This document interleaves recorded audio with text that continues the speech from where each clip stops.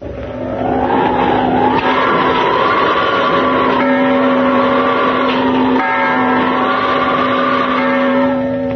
Witch's Tale.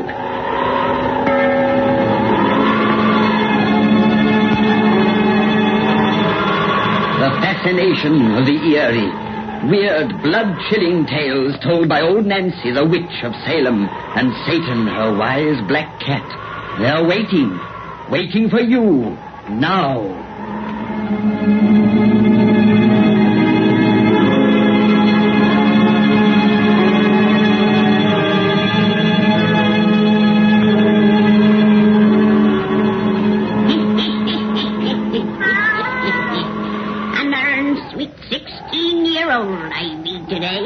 Yes, sir, 106-year-old. And Satan, now that me and you was at our customary sweet evening walk through the sweet, cheerful graveyard, we're all set to tell folks our customary sweet bedtime story. Now, tell these folks to douse their lights and we'll get right down to business. That's it. Make it nice and dark. And draw up to the fire. And gaze into the embers. Gaze into 'em deep. And soon you'll see inside a big old handsome house in little old Merry England. And there begins our story, which we call the Devil Doctor. The Devil Doctor. Dad?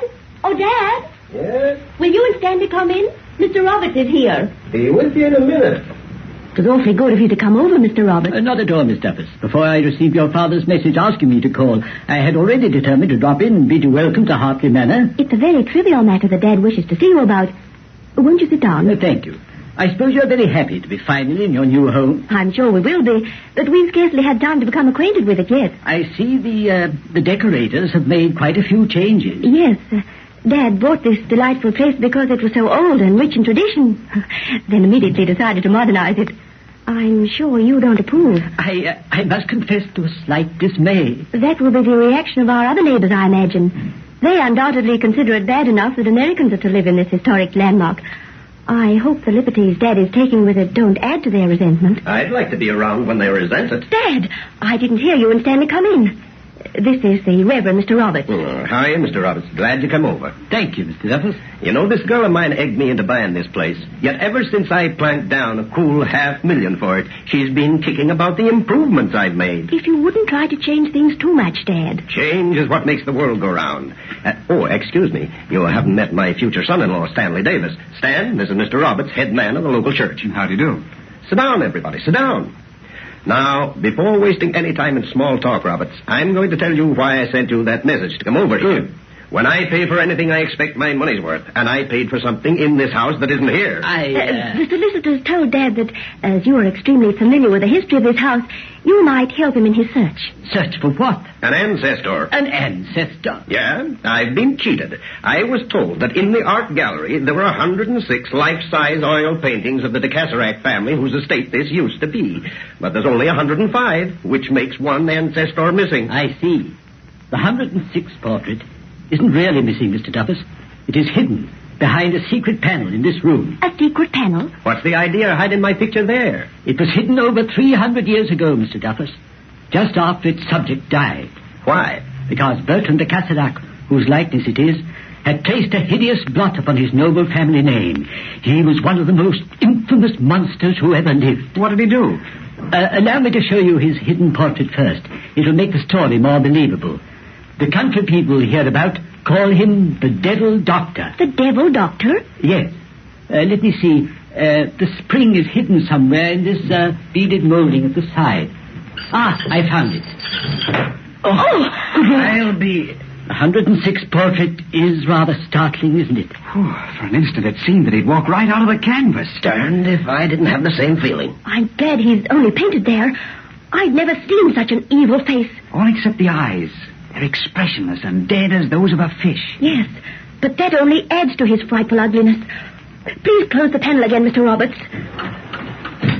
Well, I don't know anything about art, but whoever painted that knew his business. It is generally believed in this neighborhood that the artist was Lucifer himself. You mean the devil? That's a new one. According to tradition, that is not a mere portrait, but a second body that Bertram de Casserac will return to and wear someday, if he's able. A second body? Well, the evil Bertram de Casserac was an alchemist, a delver in black magic, and above all, a Satanist. You mean that... Instead of God, he worshipped the Prince of Darkness. And in a certain vault below this house was often celebrated that most infamous of ceremonies, the Black Mass. I've heard of it. And so have I. It's a horrible perversion of the true Mass and is offered in honor of the devil. Say, are you kidding me? Unfortunately, Mr. Duffus, we are stating an awful truth. Bertram was finally accused of witchcraft and arrested. In the vault I have alluded to, an unholy altar was found, and hideous parodies of sacred images and vessels. And in the pit beneath the stone floor were discovered the bones of nearly 100 human beings. Oh, he was executed, of course. No, he cheated the noble punishment by committing suicide. Then, according to the story, the people who so long had feared him rose in arms and demanded his body. They wished to burn it, fire being considered the only way to completely destroy an evil spirit. His relatives smuggled his remains from prison and buried them here. A bishop of the church attended and sealed each corner of his tomb with a holy cross. Well, if that isn't the craziest thing I've ever heard of. It happened 300 years ago, Mr. Duffus, in a very superstitious age. Say, where is that vault where the old boy did his dirty work? Below the east turret. East? That direction? Yes. Bertram's heir had the chamber bricked up, and so it has remained to this day. Till yesterday, you mean? I beg your pardon. Well, I told you I was going to change things here. I went down in the cellars yesterday, saw that bricked-up doorway, and had the decorators' men tear it out and use the room to store their packing cases. That vault is open. I just told you the decorators' men opened it. They are from London and unfamiliar with the story, Mr. Duffus. If this became known around here, half this countryside would be thrown into a panic. You mean that... I mean the legend of the devil doctor is a living truth to the people of this region. I beg you have that door resealed at once. But why? I have told you their belief about that portrait. Why, you mean that old Bertram will return to life? If he's able. And you have rendered his spirit a service by unbarring the way to his tomb. His tomb? Yes. For below the vault where he buried his victims, Bertram himself was buried. His body is in that room? Embedded in solid masonry. By golly, it's beneath the center of the floor. I remember seeing 4 metal crosses on the corners of a big slab and wondering what they meant. Oh, I want to see it. And so do I. Now that I know what it all means, I'd like another look myself. Come on, Robert. Yes, I would like to see it, too. Yeah, the stairs are right down this hall. You don't have to tell Mr. Roberts, Dad.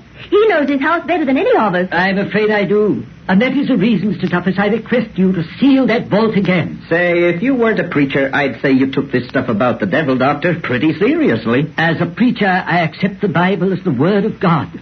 And Holy Writ bears many testimonies that evil powers exist which are dangerous to men. Yeah, well, here's the cellar door. Say, help Edith down these steps, Stanley. They're pretty steep and carpeted with dust. You see how useless is any attempt to convince my father of anything, Mr. Roberts. You won't even believe the man I'm going to marry will assist me downstairs unless he's told. Well, speaking of convincing me, no one will ever make me believe there's any truth in superstition. The vault's over this way. I haven't been down here before. Neither have I. And after hearing Mr. Roberts' story, I shan't make a habit of it. Mr. Roberts, since it's believed that portrait of the devil doctor is a creation of infernal magic, why was it never destroyed? Because there's a further tradition that whoever harms it will be destroyed themselves. Rot. There's the vault just ahead. Your men didn't break the door. It wasn't necessary. When they tore out the bricks that covered it, the door was standing open. Open? Yeah. Strange. In the ancient record, it said the door was closed and locked. Yeah, well, mind these packing cases you come in. You're liable to snag your clothes on a bent nail. And the shavings are strewn everywhere. Yeah, I saw the crosses about there where that big crate is standing now. Here, give me a hand with it, Stan. We'll push it out of the way. Yes, sir. Ready? Yeah. Let's go. Come on, push. This box must weigh it down. Yeah. Edith's concert grand piano was crated in it. This would be the case we'd have to move. I see a metal crucifix. Yes, connecting slab and floor. Where are the others?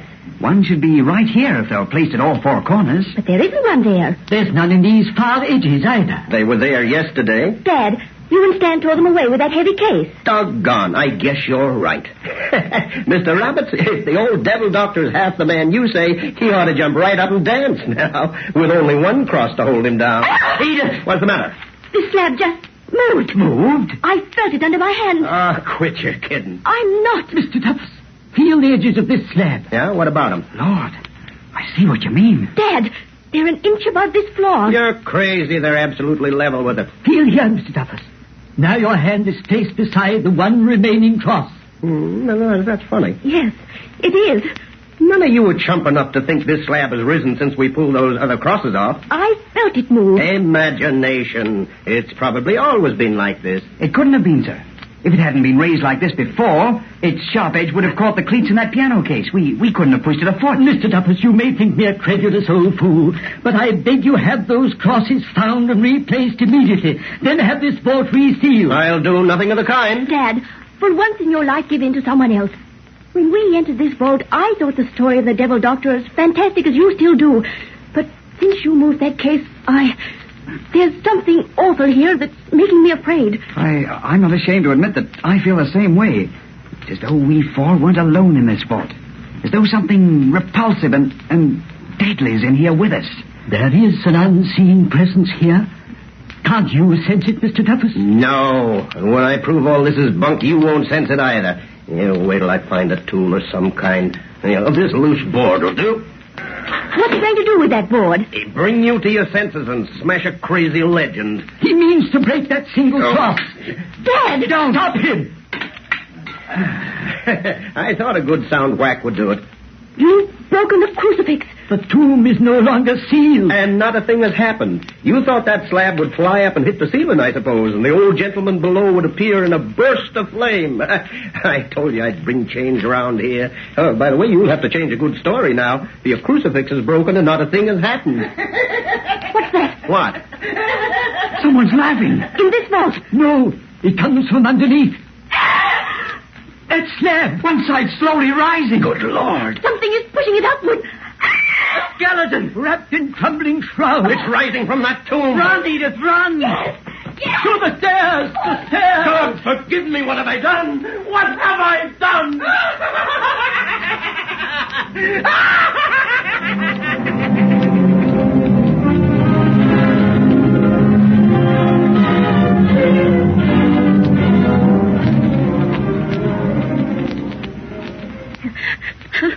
Edith, darling, you must pull yourself together. We're safe now. Safe. Yes, that cellar door is locked and barred, and we're double locked inside this room. If we did see a thing that all common sense denies, it can't get at us here. If we saw it, you doubt the evidence of our eyes? And do you think locked doors will prevent that frightful thing from going where it wishes?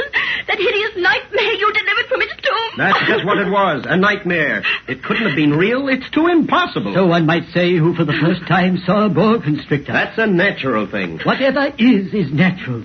We know this thing exists. I can still see the awful horror of its fleshless bones, its crumbling shrouds. Edith, darling. I still hear its frightful laughter, smell its sickening odor of decay and mold and death. Edith, you gotta snap out of this. If you would only let us leave this house as the servants did when we ran screaming from that cellar. If only you hadn't insisted that we remain here. I didn't ask any of you to stay here. I said I wouldn't run away like a panic-stricken fool. You knew we wouldn't go and leave you here alone. And now night has come. And darkness. Listen here. We've got to look at this thing like sensible human beings instead of superstitious children. So you said when you broke the crucifix upon that tomb. And I still think I was right.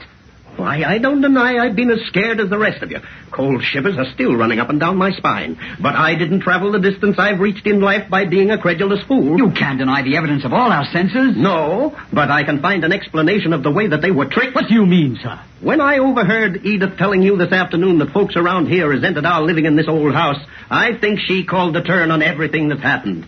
We're not wanted here, and someone conceived the bright idea of scaring us away. Mr. Duffy. And you, Roberts, were a party to the plan. Aye, sir. Father. He came here with his talk of the devil doctor, didn't he? He showed us that picture, told us about the vault, and got us so steamed up we went down to see that tomb. You seriously believe that? Yes. Mr. Roberts is a clergyman. Which makes his skullduggery 10 times worse. By Jove, I believe you're right, sir. Stan. Mr. David. That explains the thing on natural ground. You think? I think the ghost we saw was just a man. You're mad. No.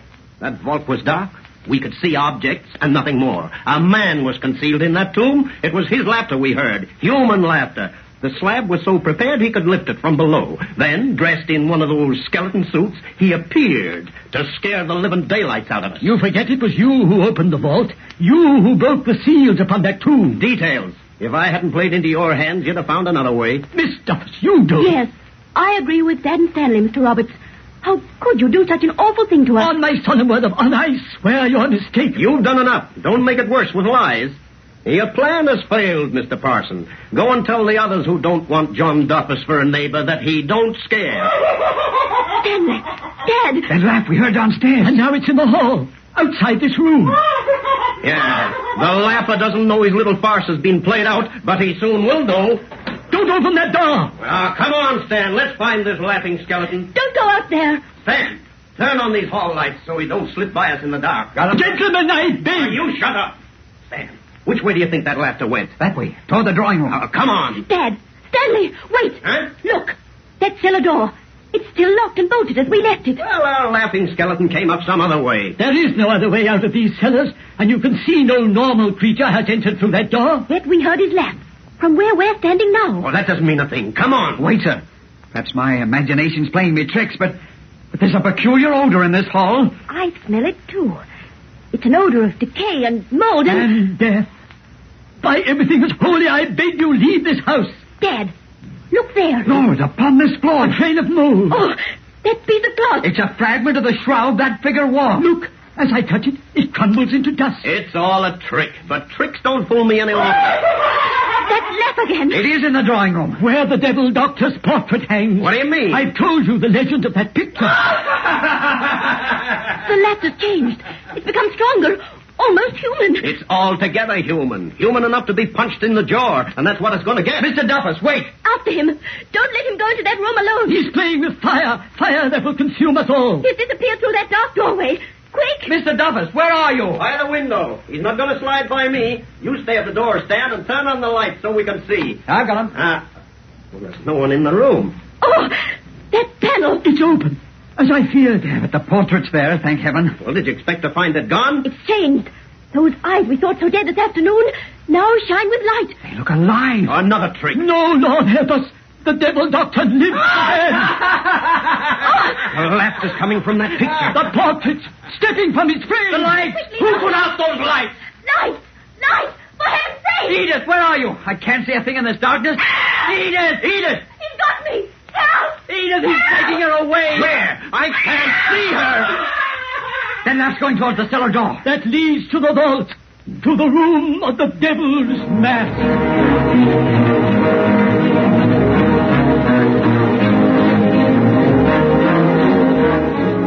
Which way is it, Stan? Oh, God, where is that vault? I'm as completely lost as you are. Oh, Roberts was right. We should have waited for a lantern before coming down to this cellar. That would have taken time, and that devil has my Edith. Oh, God, forgive me. Davis! Mr. Douglas! Roberts, he's brought a lantern. Over to him, quick. Yeah, we're coming, Roberts. You still think he tricked us? Not anymore. No trick could have brought that picture from its frame, and we saw it happen.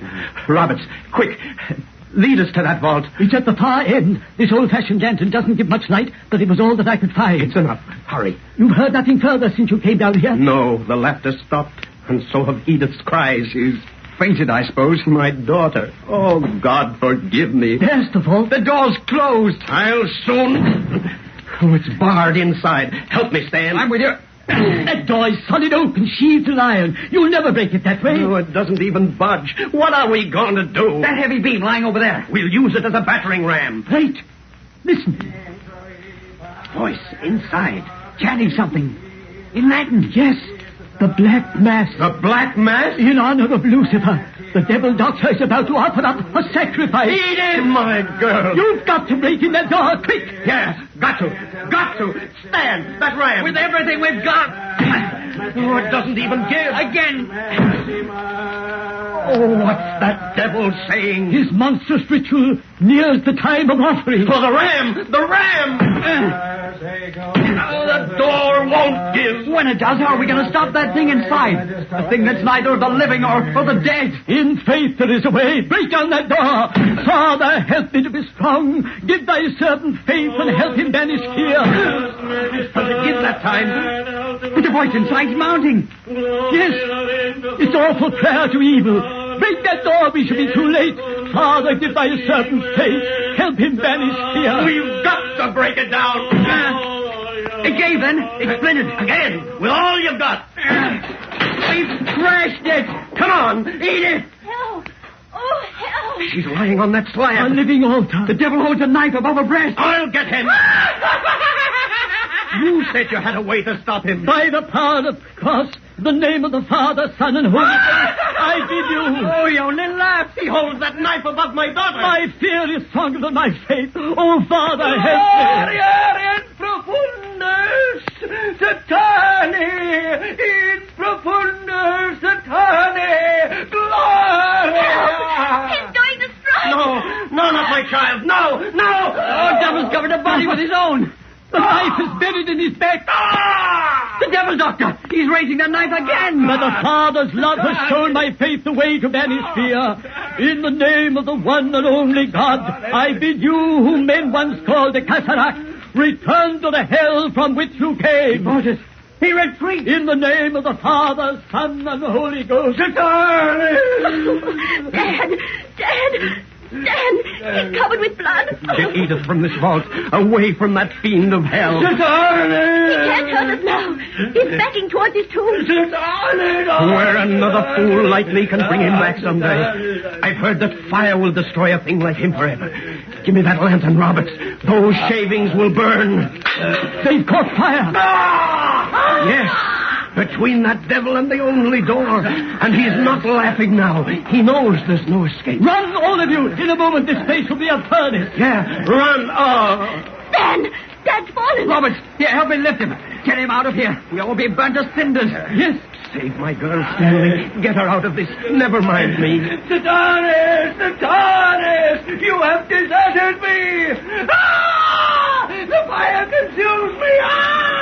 We are safe from the devil, Doctor. He is surrounded by fire. Satanis! But not yet safe from the fire ourselves. Oh, if we can only get Mr. Duffers to the door. Oh, help Edith. Satanis!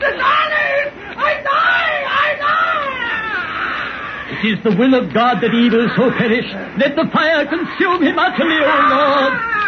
Oh, thank God, the door at last. Come on, Mr. Duffers, just a little effort. That's it. Satanis! Shut that door, for God's sake. His cries curdle my blood. Satanis! Come to the aid of thy servant! Come! Aid me!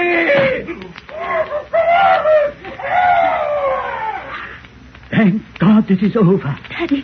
Daddy, you. How are you? Oh, guess I'm not a corpse yet. But then I was born lucky. Reckon my idea of changing things has worked after all. Your craving for change awakened the almost unchangeable. But it has been the means of removing the baneful and evil spirit of hell which so long has menaced this house. Listen.